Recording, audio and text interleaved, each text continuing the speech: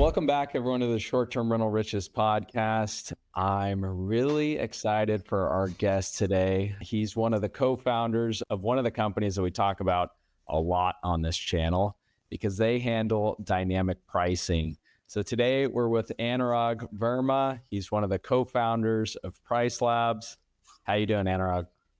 I'm good, Tim. Thank you so much for having me here again. Yep. Fantastic to see you. I was searching my email just to get a little bit more about your bio, and I found an email between us from 2017, actually. So we've known each other for quite a while. I know we've seen each other and met up at a bunch of the conferences, and we've been users of PriceLabs for a long time.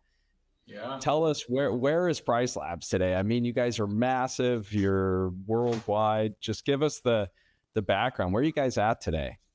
I go there, but before that, like 2017 was 8 years back. It's been a ride for I think the entire industry, right? Like a lot of the companies that are out there today barely existed back then, including us, right? And that's true. Things have changed so much. Yeah, they have changed so much. Yeah, and I'm excited to dive in today to see where you think things are headed as well. But we'll get to that in a few minutes. No, absolutely. So, in terms of where PriceLabs is, we started in 2014. I want to say so. Like you were like one of the started in 2014. Built out a beta, put it out in the world to see is anybody interested in pricing the short-term rentals dynamically. Turned out they did, and when that happened, we were like, oh, maybe we should like register a company and do this for real. So 2016 is when we actually started for paid product or paid version of the product. So like 2017 is when you showed up. You were pretty early. Yeah, pretty cool. Now we manage, or not we manage, but we price about 450,000 properties around the world or units around the world, which if you had asked me or anybody else in our team back then, the number just seems crazy now. But we integrate with like 150 different property management systems. I think back then I didn't even know that many property management systems exist. There weren't that many. That many, no.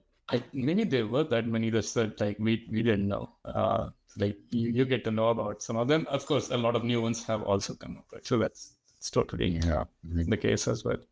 And our team is spread out around the world. So we started out in Chicago, and we're like pretty vehemently, the entire product team needs to be in one place philosophy kind of folks till COVID hit. And then we're like, oh, now that we're doing remote, might as well like spread around everywhere. And so now we have presence in US, a little bit in, I want to say, a couple of folks in South America.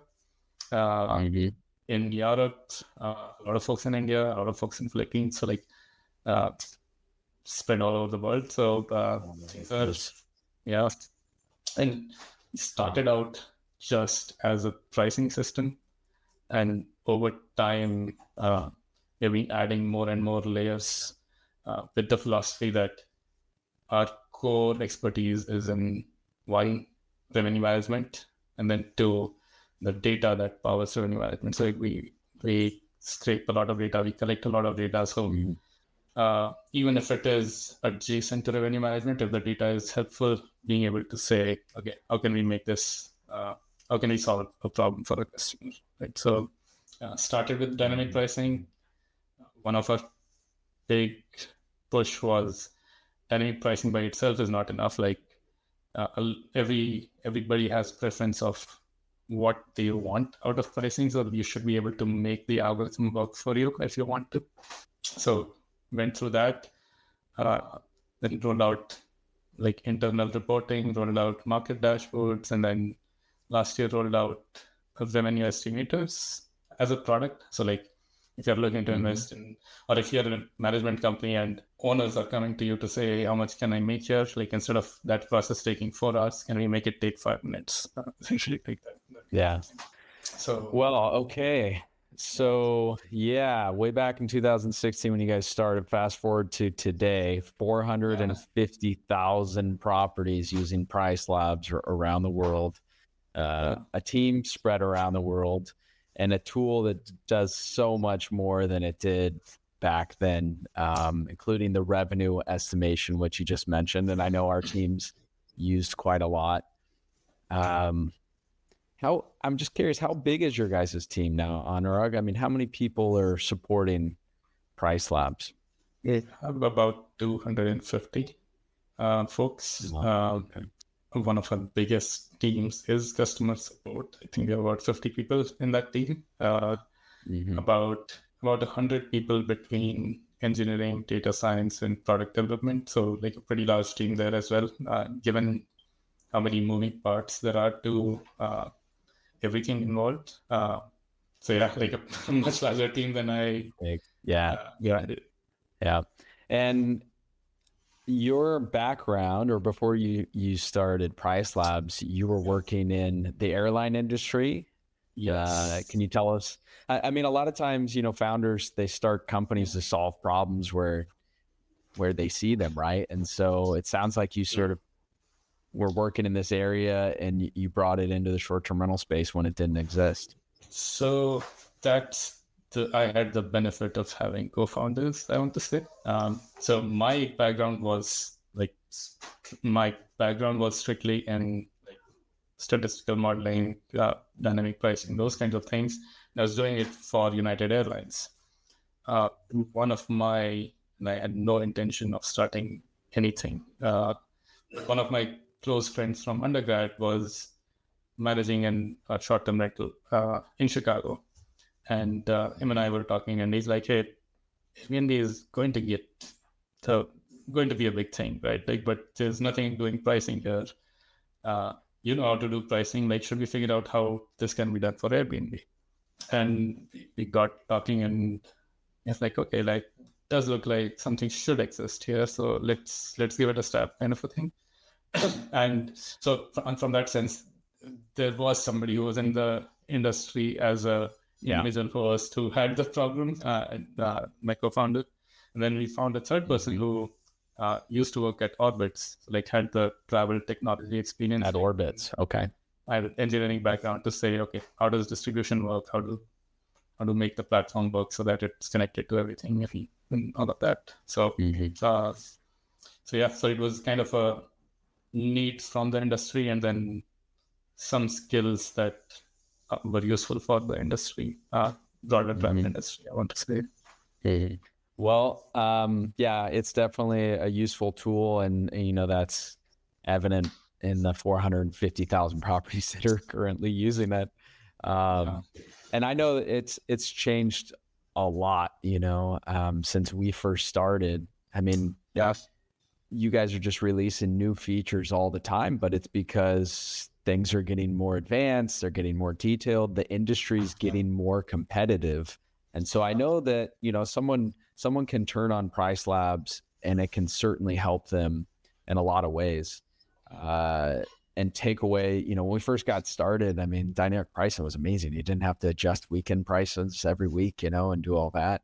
But now there's like so many settings that it's almost could be overwhelming sometimes. What would you say to people out there that are maybe just using it, like turning it on, but not really getting to the settings versus like the super users? So I want to say there is probably a happy medium somewhere in between. So because we see both ends of the spectrum, like we have customers who set things up and then don't log in again for a couple of months. And then we have folks who are in there every day and making small incremental changes up or down, like you said, like, for every weekend. And our general thought process is, okay, you should not have to go in every day and do this. And again, it depends. we have customers who have 2,000 properties and 3 revenue managers, and they are in the system. Like that's their daily job, right? So we expect them to be in the tool all day, every day. But if you have one home, for example, the thought is you shouldn't have you shouldn't be going in every day, but it should be more of once a week, once every couple of weeks kind of a thing. Of course, if you have 50 homes or 100 homes, then you will be in there a little more.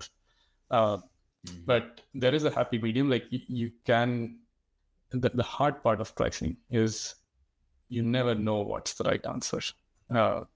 So if there is a date in future that's, let's say there is some event happening and you haven't gotten booked yet, you can start thinking, oh, maybe the price is too high. Like, let me see if I can lower it. And maybe you lower it by $50 and you get it booked 3 months out. Then you'll start thinking, did I lower it too much? Did I get booked too quickly? So you can very easily argue for both sides to say, hey, it's okay, or hey, so the thing that we want to do, we have put in a lot of, made a lot of data available in the platform to be able to be a better judge of is this price too high or not, or should I change it right now? In most cases, the answer is maybe not. But if you have compelling evidence, and human beings have information that no computer might have or no algorithm might have. So there are going to be times where absolutely no, I know exactly what's going on and I need to change this price. But in most cases, when you look at this event and is this price too high? When that question comes up and some folks email us to say, hey, why is the price here so much higher than every weekend around it? We essentially go into your account and look at the same data that you have access to say, hey, look, we are seeing this spike that is unnatural for this time of the year. This far out, these many bookings indicate something big is happening. Also, for this time of the year, 3 months out, 80% of the demand is yet to come. So being priced a little higher than the market is okay. If more than half the demand was already booked and you were priced quite high and worried, that's a different story. But when most of the demand is still yet to come and we are seeing a spike, maybe it's okay to hold. So what you've been doing, I want to say in the last 3-4 years, one, we have been improving the algorithm, but two, we have been making a lot of this data available to say, how can you answer that question of should you worry right now or not? Essentially, if that makes sense. Right. Right. Yeah, no, yeah, that definitely makes sense. We've seen that on our end, your market dashboards, for example, do a really good job of presenting data in a really great way. I think, if you want to be a super user, you still have to know what data to look at, and you have to understand it. And it seems to me, correct me if I'm wrong, but, PriceLabs helps out tremendously. It's a tool, it's an essential tool, in my opinion, for any short-term rental owner, vacation rental owner, boutique hotels. But the job of a revenue manager is quite complicated. People dedicate their careers to it, and it's one of the positions that a hotel will pay more for than almost every other position in a hotel. And so, yeah, how much extra revenue would you say? I know this is a really hard question, but how much more do you think a professional could squeeze out of this tool, just really understanding the data behind it? So we see two kinds of professionals, I want to say. Actually, before I get to this question, I want to go back to the previous one where so any pricing system, it doesn't operate in vacuum. We know quite a bit about the market or each market and how demand fluctuates and things like that. But each property is unique, right? So there are going to be things that that you set up in PriceLabs and give it as an input. and then you fine tune those inputs over time. So like that's also like, that is one of the things that like, and when you're starting off, that is required that you do come in a little more frequently. And if you have 50 homes, then you're probably adding one and losing some, or all of that stuff is happening. So you're probably in the system quite a bit. So like, it is totally okay to be in the system all the time if you have a larger portfolio, or in the beginning when you're setting this up, when you're running it. Right? When it comes to professional managers, definitely like there are two ends of the spectrum, where one, they have some revenue management partners where they understand the system really well. Their first thought is not to say, how can I make the system do exactly what I want to do? Their first thought is like, okay, why is the system doing what it's doing?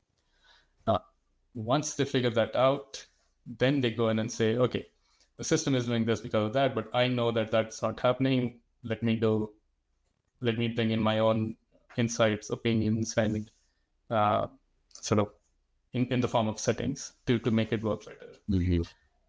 In those cases, we see like revenue managers can bring in quite a lot of value. Like a good revenue manager might, it's very hard to quantify. I don't know how to put a number on it, but a good revenue manager, I want to say, is as important as a good revenue management system. Give us some numbers just for fun, just a range. So we did a sort of a study where we looked at new customers who are joining PriceLabs.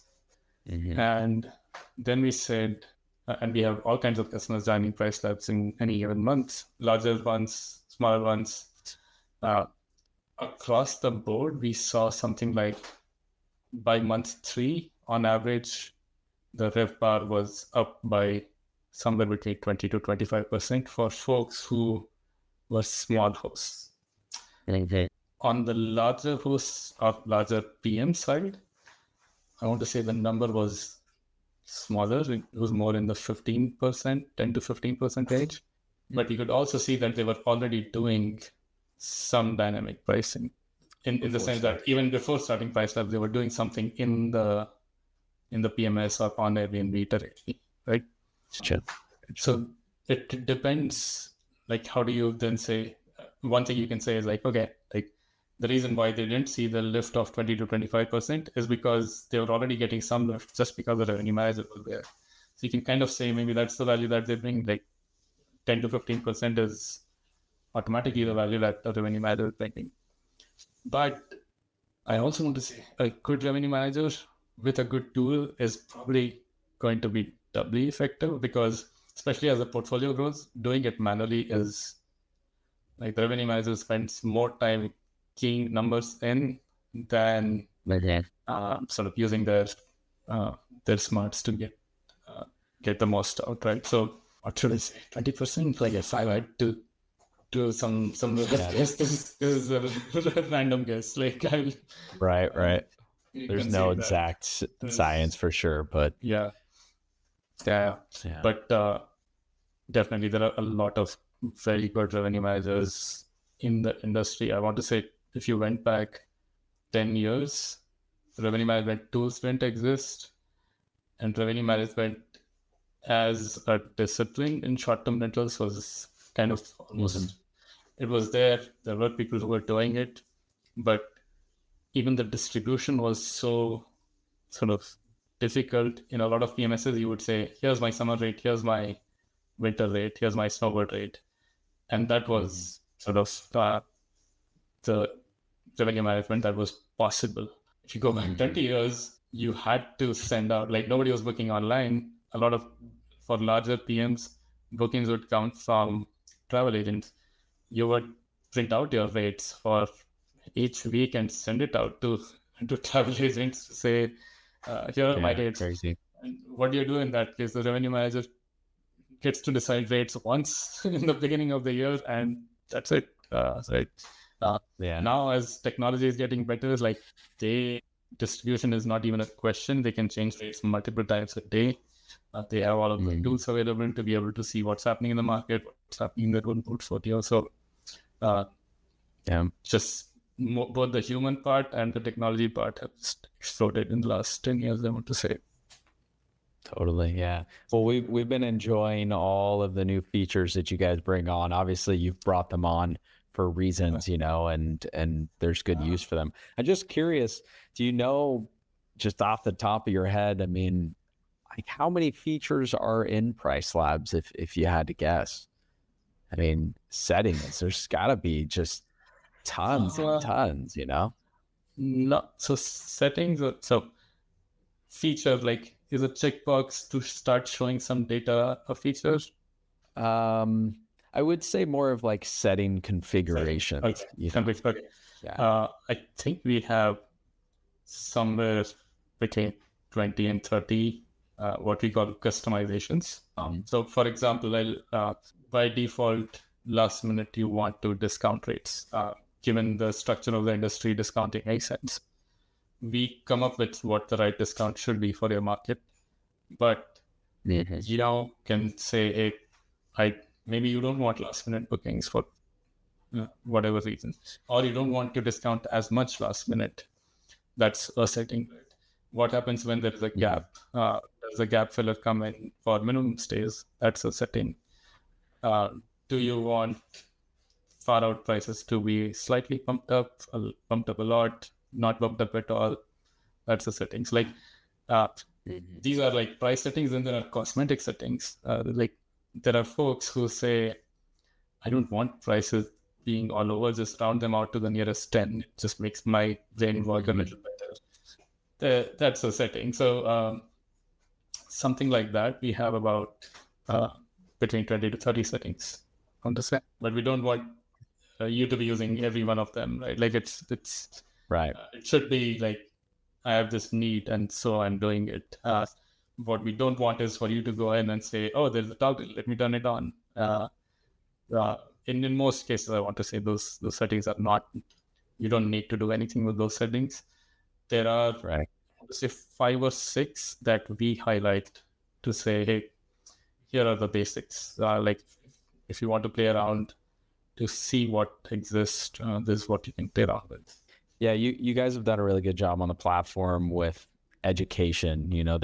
If someone wants to, they can really, really dig into things and learn them really well.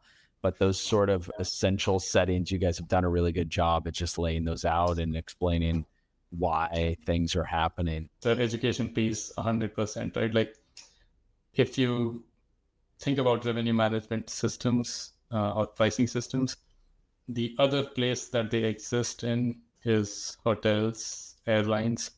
And in both those cases, it's somebody's full-time job to be sitting on that revenue management system. Like they are trained for it, they get degrees in statistics or whatever else to be doing those roles. Whereas in this industry, in our industry, if you're a homeowner who's listing on Airbnb, you still want to use, and so that's somebody's job then to be able to give the right training. So like I think that's where like we said, okay, like we have to do this. Like because if we don't do the right kind of training, then revenue management systems can be complex or a little daunting. So as much as we do on the education side, we want to. Yeah, you guys have done a really good job. Question for you, Anurag. I know, there's a wide range of people that tune into the show. Some people are just getting started. Some people haven't gotten started. Some people have large portfolios or boutique hotels. What's like one feature or setting that you think more people should take advantage of that maybe they don't? Got it. So the central, like if everybody who comes to PriceLabs, if I could tell them like one thing, and we try to tell them that one thing in many, many ways, is, of course, this, get the base price right? So, and to get the base price right, the base price, think of it as your average price per night across the year, around which we'll say what to do when there's an event, what to do when there's a high season, when there's low season, last minute far out, all of that, right? But now, like, the question is, like, how do you get, every home is unique. Like, how do you get this right? There are multiple places where you can look at data. So, like, somebody comes and asks us, we say, okay, how does the market price for homes that are similar to you? You can use that as a starting point. If you're an existing short-term rental, we also pull in your reservation data, and there's a tab in our next to our calendar called neighborhood data, where we show you with your current settings what are your prices looking like in a chart, what are the market's prices looking like. And you can also add, show me how my last year's bookings look like on this chart, right? And then you can say, okay, like, if this is the base price I go with, I would be like 40% higher than my last year's bookings. And at that point, like, most people should say, okay, that either I was underselling, in which case I should have sold out everything. But if I wasn't selling out everything, then maybe this base price is too high. Like, so, Right. so there's a lot of data available in neighborhood data and in base prices for you to be able to say, okay, what's a good starting point? And then don't, like you said, don't leave it there. Don't set and forget it. Come in every week and say, am I getting enough bookings or not? If I'm not getting, there are indicators in the system to tell you that, hey, you've not been getting enough bookings, but you also know that you have not been getting bookings. So, like, you can say, okay, maybe I set this base price too high. When a new property comes in, we automatically try to include all of this information and come up with the right base price. But there is enough available that I would say, if everybody could go look at that, they would perform really, really well. Yeah, those are great features you guys added. Again, I mean, all this stuff you guys just been adding, and it's been really, really helpful. So, okay. So making sure someone has the base price right is a massive first step there. I think I said it more because you said there are folks who may not have their first short-term rental yet. It's like the biggest lift you'll get is from getting the base price right, and nobody gets it right in the first go. But knowing that you fine-tune it over the first few weeks to get to the sweet spot where you're getting just the right number of bookings. Awesome, good stuff, Anurag. Well, what would you say to someone out there? You guys just have access to so much data. It'd be amazing to see the back end with you there sometime. But what would you say to someone that is out there? We work with a lot of different properties in a lot of different places, and sometimes our partners that join us, they have their own opinions on their prices, what a minimum should be and things like that, which of course, it's their property at the end of the day. We'll listen to what they say. But, what we found is that the more variation you can have in your prices, the more flexibility, generally the more money you're going to make. Would you agree with that? And if not, what would you add to that? Generally speaking, very true. Like, if you try to set a minimum price that is too high compared to the base price, for example, our system will give you sort of warning to say, like, hey, for last minute bookings for low season, like, this doesn't give the algorithm the flexibility to go around enough. Now, people have an opinion on their prices because they know something, right? Like, those opinions don't come from vacuum. They know something, and it's okay to have those opinions. What I would say is, like, then also look at sort of evidence in some case, right? So let's say you said, I have 2 bedrooms in Chicago, and I never want to sell below $400 a night. And maybe this is coming from some knowledge that I heard some friends say that they sell their 2-bedroom for $500 a night all the time, right? So I say, if they sell it for $500, why should I sell for anything below $400 at all? It's okay, like, to start there. But if you're going through February, like right now, and your occupancy was 10% or 20%, if at all, February is pretty lean in Chicago. let's say all the code, then use that as evidence to say, oh, like maybe this 400 number was too aggressive, right? Let me see if I lower it, what happens. So go in there with your opinions, but also with an open mind to learn from experiences. And you don't have to wait for like time to pass, like for February to pass to realize that. You can also look at your forward-looking calendar, like, hey, March is coming up. All my prices are sitting at the minimum price because I set the minimum quite high. I don't have too many bookings. The market seems to be at 30% occupancy. Looks like I could be gaining something by lowering my minimum price. So it's okay to start with those opinions, but if there is, maybe you are that fantastic property that sets 400 and keeps getting booked across like February and March, in which case you say, I actually see what I said was true. Like I'm still getting bookings. I don't need to change a thing. And that's okay. Like, as long as you, I think when you said the revenue managers or professional revenue managers, I think the number one thing they do and know is they know something, but every day they're trying to gather more evidence to say, okay, if I change this rate, lower it by 5% across my portfolio, do I suddenly start seeing a lot more bookings or not? If the booking pace doesn't really change, they go back and understand, okay, by lowering by 5%, it's not like I got new bookings. I got the same bookings, but now 5% lesser. This was not a good move. So yeah, those are the kind of things that revenue managers take a look at and sort of learn every day from what they're seeing in the system. Yeah, that's a great point.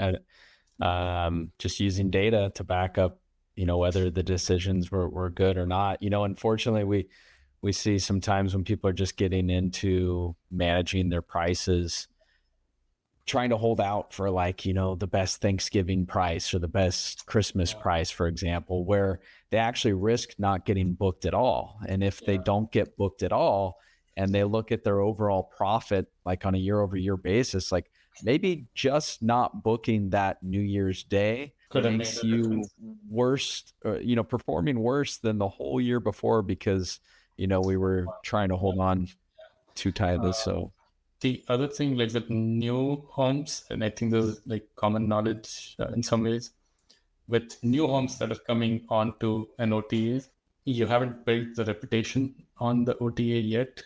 Like the home might be great, the property might be great, but the listing is still new. The listing doesn't have reviews, right? So to recognize that there is, in the guest's mind, there is a distinction between the property, which maybe they fall in love with once they see it, but all they get to see is a listing, and the listing, if it has 0 reviews, they can't tell if it's a luxury property that you should pay a lot more for, right? So understanding those pieces as well to say, okay, like you're selling nights on a physical home, but through a listing. So like what's happening on the listing is also important, essentially. Right. That's a great point. And we see that, that it's highly correlated between, the performance of a property, the review performance, and how much money it can charge. And you guys have done great, by adding the ability for us to make some of those filters and adjustments between properties so that we can compare properties that are a little more, or more similar, much more similar, versus just kind of against the general market. Awesome. Well, let's see here, Anurag. I could chat with you for hours. There's, you don't know this, but we talk about PriceLabs all the time on this channel, or I do, and pricing, because it's just really important, it's super, super important. Yeah. It's a topic that's evergreen. I want to say, like, there is something always happening.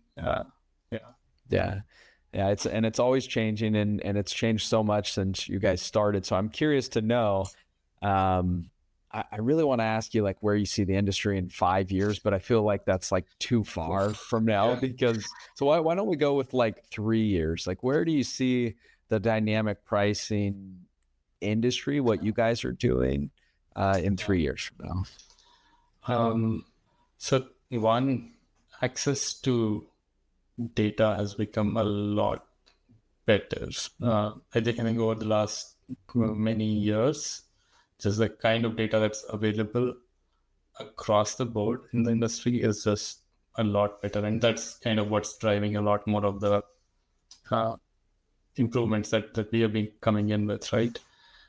And with that improvement in sort of available data, just our algorithms should keep getting better and better. That's one piece, like for any management system, like how good are the recommendations? The other is like, okay, how easily can somebody interact with the systems, right? And on that front, I want to say there is always, in the last 10 years, we have revamped our UI twice. I think in the last 6 months, we rolled out a sort of new UI to improve speed and everything. But one of the things that we are seeing a little bit is also with the whole generative AI or chat-based interface, there is potentially an opportunity where like a lot of interactions that somebody has with the system can be made easier by allowing them to be typed in to say, increase my base price for all 3-bedroom homes by 10%. So you don't have to go to each 3-bedroom property and do it by yourself, but potentially you could do that. So in 3 years, maybe that becomes a thing, maybe sooner. Like, don't know the answer. So, and this is not necessarily about our industry and pricing. Like, where is user interface going or UX going in the next 3 years broadly in the in web software is TBD. I want to say based on what I'm seeing. The other things that we are beginning to look a little more closely at is not just looking at, and I hinted on this a little bit, not just looking at prices in vacuum, but also saying what is like there are two parts to revenue management: setting the right prices, setting the right restrictions, but then also making sure your distribution is fine. Like just if you're not showing on up the right channels, if you're not showing up on the search, so we are not going to get into channel management. But can we help you sort of audit how good your channel management is right now, or how good your listings are set up right now? Those are the kind of things that we are beginning to look at to say, okay, it is a part of the whole story, and we have a lot of data to support what's good, what's not good, and help our customers figure out those kinds of things as well. Yeah, that's awesome. Well, we'll be excited to see those changes. We know that, if you have 55-star reviews on Airbnb and you have 21-star reviews on VRBO, that you should be pricing differently on those platforms. So excited to see those changes. And the sad part here is that the 21-star reviews on Verma will mean that changing your perception of Verma gets so much harder, because it's hard to get bookings that all the bookings will come via Airbnb if your reviews are that far apart. Yeah, your VRBO will just completely fall off. Well, Anurag, I can't believe we're almost up on time here. It's been awesome to see just everything you guys have done. So congrats to you and your team. 450,000 properties under using your software is no small task. And we've been happy users. So we appreciate everything you've done. We're excited to see where it goes. As your algorithms get better, we'll have better tools. So we're really excited for that. One last quick question for you. The name of the show is Short-Term Rental Riches. And so a lot of people naturally just think about the financial sense behind the word rich, but we know there's a lot more to life than that. So curious if you've changed something, or, a new habit or something's changed in your life recently that's enriched your life in a non-financial way. Very, very recent. The first thing that came to my mind was paying more attention to exercising in the last week, I would say. It's almost like you start seeing a benefit almost right away. So that's one. I've also as a New Year's resolution, being to sit to myself no more than one drink a week. So I didn't go completely zero. I said, okay, one a week is good. Don't know if that's having any effect just yet. I'm not missing it necessarily, but I'm not also like, waking up with all of this, Right. like, energy that I've read sometimes people say that this would happen. So TBD on that one, how that goes, but exercising is definitely helping. I will say I have 2 young kids, so I don't really have time for hobbies or anything else. So You yeah, got your hands full. You certainly got your hands full. Well, hey, thank you so much for coming on. And yep, would love to have you back on. Things are changing quickly. So Yeah. until then, take care, Anurag. all right. Thank you so much.